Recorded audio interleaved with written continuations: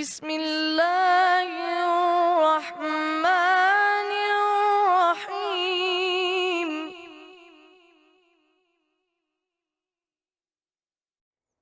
Surah At-Teen starts off with Bismillahir Rahmanir Rahim Wat-Teeni Was-Zaytoon. I swear by the fig and the olive. According to the scholars, there are so many opinions as to what the fig and the olive could mean. Some have said it means exactly what is said, teen and zaytun. Some have said it is figuratively, and it refers to two mountains where these foods are planted. One is in Syria, and the other one is in Jerusalem. It also refers to great prophets who were raised in these places. Some have said fig refers to the time of Adam and Eve, as they had cloves made from fig tree leaves, and zaytun, the olive, refers to the time of Prophet Noah, when he sent out a pigeon searching for land after the flood, and it came back with a small branch from an olive tree. Some have also said there is an inner interpretation, where teen and zaytun refers to Imam Hassan and Imam Hussein alayhimus salam. The next verse says, وَطُورِ سِينِينَ, and by Mount Sinai. Mount Sinai is a mountain full of bounties, or full of trees, and it is the same mountain Prophet Musa used to visit. Some have said this mountain is near Kufa, while others believe it is in Egypt.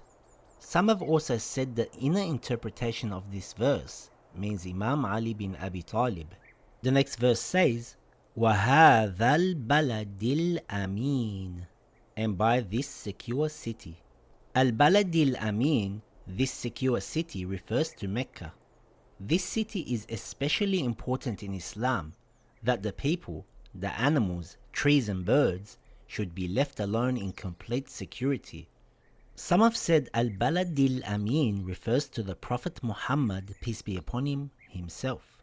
Why has Allah subhanahu wa ta'ala made an oath by four things? The teen, the zaytun, Turi Sinin, and Al-Balad al-Amin. The next verse explains, لَقَدْ خَلَقْنَا الْإِنسَانَ فِي أَحْسَنِ تَقْوِيمٍ. Indeed, we have created the human being in the best form. Taqweem indicates that Allah created the human in the most excellent form, physically, spiritually, and rationally. The human has been blessed with the best faculties of thought, knowledge, and intellect which no other creature has been blessed with. It could be said that the four oaths are places associated with the prophets, as proof to the human having been created in the best form. So the verse could indicate we created mankind in such an excellent form that it produced humans who attained the rank of prophethood and imama. The next verse says, ثُمَّ رَدَدْنَاهُ أَسْفَلَ سَافِلِينَ. Then we returned him to the lowest of the low. Allah has given the human being the potential to reach the best of perfection, but this same human can use the same faculties and deviate from the path of truth and become greedy, selfish, lustful, envious, and fall so deep to the lowest possible position, even lower than the animals. Some have said Asfala Safilin is the lowest level of all levels in hell. The next verse says, إِلَّا الَّذِينَ آمَنُوا وَعَمِلُوا الصَّالِحَاتِ فَلَهُمْ أَجْرٌ غَيْرُ مَمْنُونَ. Except for those who have believed and do righteous deeds, for them is a never-ending reward. This verse indicates that those who believed in Allah and shaped their lives in righteous deeds and piety and remained consistent with the best form that Allah had created them, then they are the ones worthy of a never-ending reward. Some have said those who have believed and do righteous deeds are Imam Ali and his followers, and for them is a never-ending reward. The next verse says, فَمَا يُكَذِّبُكَ بَعْدُ بِالدِّينِ. After knowing this, what makes you still disbelieve in the Day of Judgment?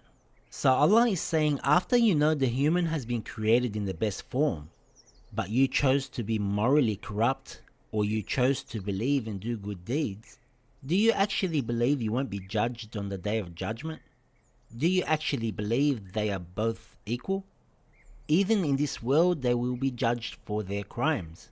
Some have said the word deen has an inner meaning, and it means the wilaya of Imam Ali alayhi salam, meaning that Imam Ali is the immediate successor and guardian over the people after the passing of the Prophet, peace be upon him.